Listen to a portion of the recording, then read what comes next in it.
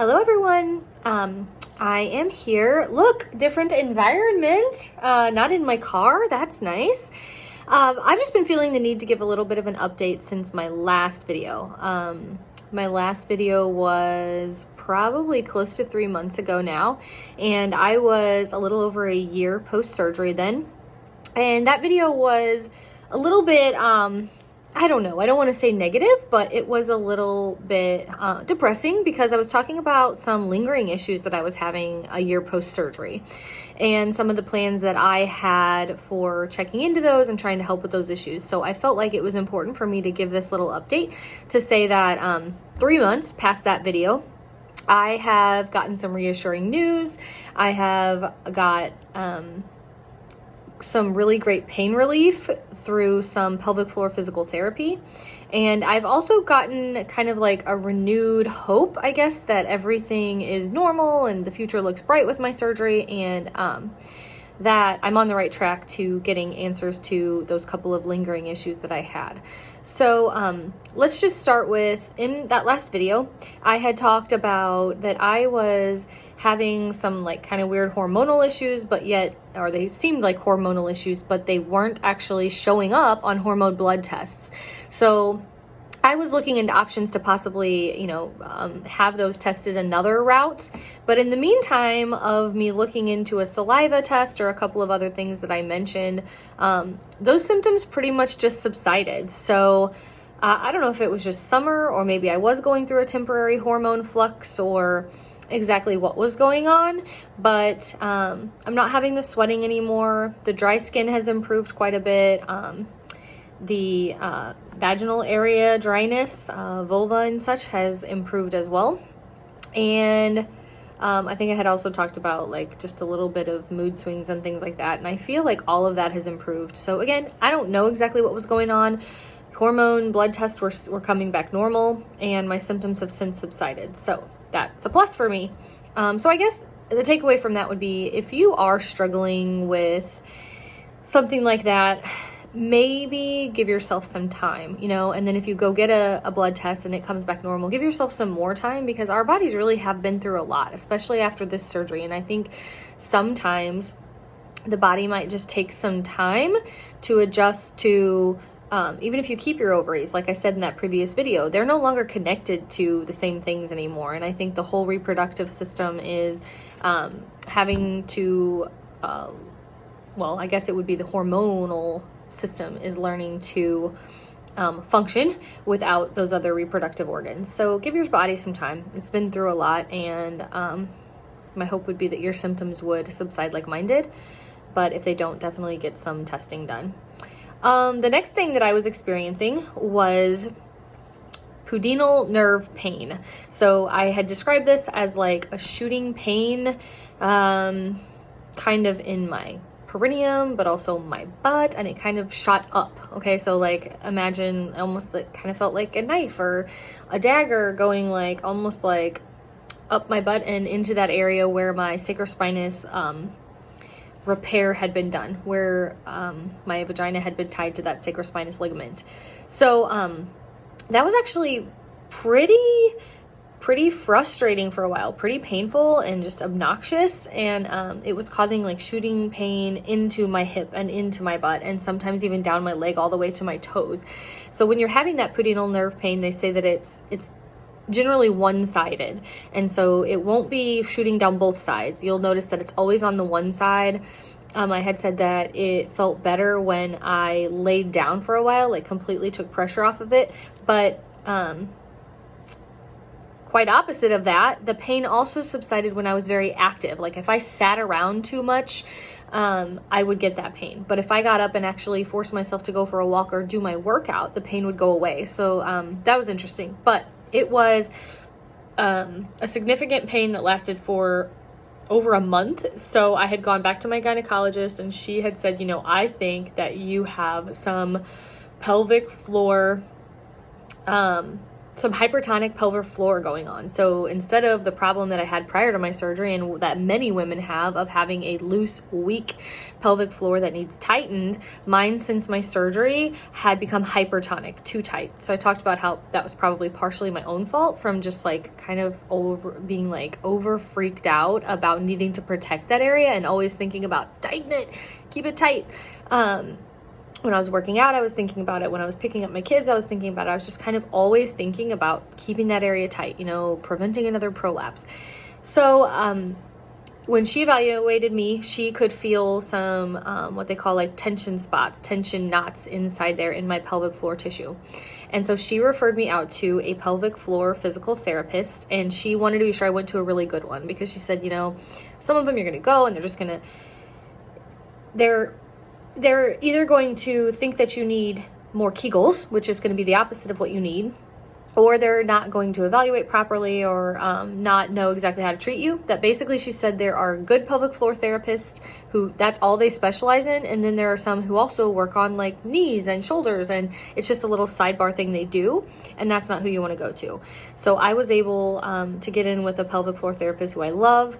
It's kind of an awkward therapy, honestly, because after the initial evaluations, most of the time when I go to see her, I'm just kind of laying there, and she is using her fingers to go inside there and basically palpate my pelvic floor. Like she feels around in there really slowly until I find a spot that hurts, frankly. And then she applies pressure to it and like gentle massage. And just like if you had like a tight muscle in your arm or your leg or anywhere, you're going to kind of want to stretch that and stretch that and rub that and try to just rub any knots and hard places out of that. So that's what she's doing. So it was also suggested that I work with my husband to have him start doing some of this therapy at home, because like you don't have long enough arms to get that angle yourself.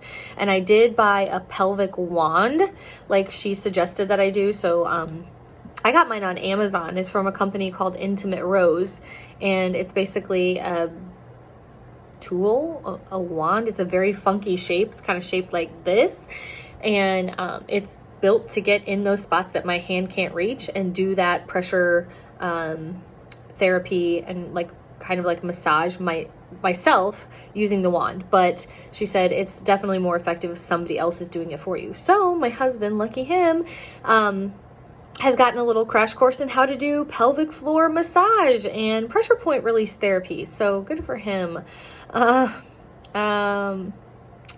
So inside your pelvic floor should feel like raw, thawed out chicken breast. That's basically how it's described to me. It should be soft and, you know, squishy like a chicken breast when it's completely thawed out. But if you feel anything that feels like a frozen chicken breast, that is a spot that is a pressure point, a tension spot, and it needs to be worked out and released. And when your pelvic floor is too tight, it causes discomfort and basically just tension in that area, and then that tension can sometimes pinch nerves and causes that pudendal nerve pain I was having. So I've actually only gone to see her 6 or 7 times in the last couple of months. A lot of my therapy has just been at home, or like I said, assistance with my husband, but I have had a major decrease in that pudendal nerve pain. I would actually say in most cases it's completely gone. So now we're just working on those pressure spots because I still have some pain with intercourse, certain movements, motions, directions, things like that. And I know exactly why, because when we're doing these pelvic floor exercises and the massage inside there, you know, she'll hit a tense spot, a pressure point type of place, and like it's immediately like a very kind of sharp pain, and it's kind of uncomfortable for her to sit there and like hold her hand on that spot, her fingers on that spot to like release that tension. But I do think in the long run it's helping, and every time I have that therapy with her, it's harder and harder to find those spots. So that gives me the hope over time that those spots are going away. So I highly recommend pelvic floor physical therapy. Honestly, my surgeon told me that he didn't see any point in it. It was pointless. And I think he was thinking of it from the perspective that I was originally as well. Like, well, it's for tightening your pelvic floor. And after you've had this surgery, you don't need that because they go in and stitch everything really tight. But then you have scar tissue that develops. And then, you know, like me, you're probably thinking a lot about wanting to keep that area strong and tight and not re-prolapse. And so then you create even more tension and tightness, and it's just not good. So get yourself a pelvic floor physical therapist. I would say after anyone's surgery that you can benefit from this, but if you start having any of those nerve pains or it's painful during intercourse, I highly suggest that you find a good therapist to help you release a hypertonic pelvic floor. You're not looking to tighten it. The other big thing that's happened in the last few months that has given me hope is that I told you in the last video I was going to make an appointment with a different vaginal surgeon than the one who did my surgery. Highly trust my original vaginal surgeon, but just based on some of the issues I was having, I wanted a second opinion, mostly for my reassurance that my surgery had been done correctly, that everything was in the right place, that that anterior vaginal repair I kept feeling was how it was supposed to be, and that that's just part of my new anatomy. And that he agreed that my pain was coming from this pelvic floor issue. So I went to see a different doctor in my city and really liked him. Also got a great vibe from him. He spent a lot of time with me, very thorough exam. And he gave me that reassurance that I needed. He said, you know, the surgeon that you saw, that's who I would send my wife to, my daughter, my mother, my anybody. He's great. And he said, I trained under him and I do his surgeries, but I still consider him a mentor. And he told me that he thinks everything feels structurally normal in there, that my anatomy after that surgery is normal. He didn't feel anything that had been done wrong in the surgery or had healed improperly.